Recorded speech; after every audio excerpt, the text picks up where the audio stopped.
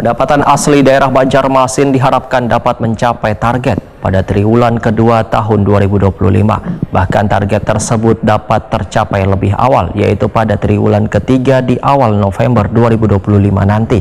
Pencapaian target pendapatan asli daerah ini sangatlah penting gasan kemajuan pembangunan di Banjarmasin.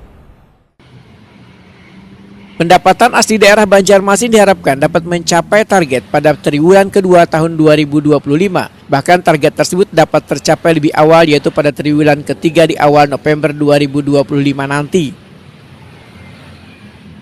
Pencapaian target pendapatan asli daerah sangatlah penting gasan kemajuan pembangunan di Banjarmasin, sehingga pemerintah daerah dapat meningkatkan pelayanan publik dan meningkatkan kesejahteraan warga. Demikian dipadahkan anggota Komisi 2 DPRD Banjarmasin Gusti Yuli Rahman, Waitakuni Prima TV Jelang Tengah hari Senin 26 Mei 2025. Politisi Partai Demokrat ini menyatakan untuk memantau progres pendapatan asli daerah, maka Komisi 2 DPRD Banjarmasin berencana menggelar rapat bersama Badan Pengelola Keuangan dan Pendapatan Daerah Banjarmasin yang bertujuan untuk mengetahui sejauh mana pendapatan asli daerah yang telah diperoleh masing-masing satuan kerja perangkat daerah. Langkah ini menunjukkan komitmen Komisi 2 untuk memastikan pendapatan asli daerah Banjarmasin sesuai dengan target yang telah ditetapkan. Melalui rapat bersama ini akan dapat diambil langkah-langkah gasan mencapai target.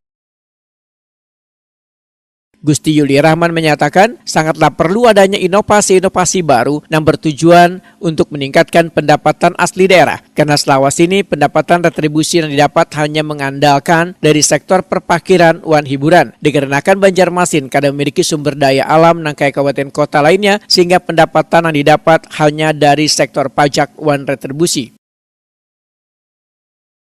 Gusti Yuli Rahman meminta instansi terkait untuk memasang tapping box di KP-KP yang sudah mulai marak di Banjarmasin. Tujuannya untuk mencegah adanya kebocoran dari segi perpajakan.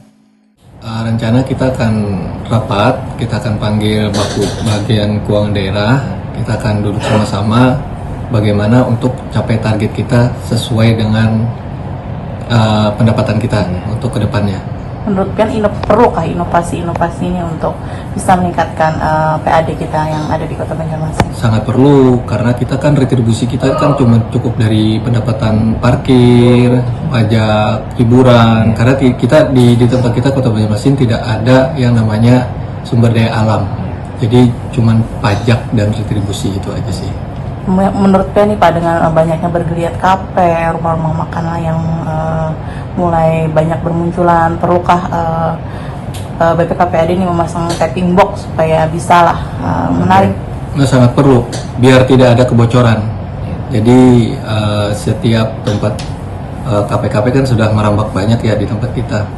Ya diharapkan para pengusaha juga wajib pajaknya harus dibayar.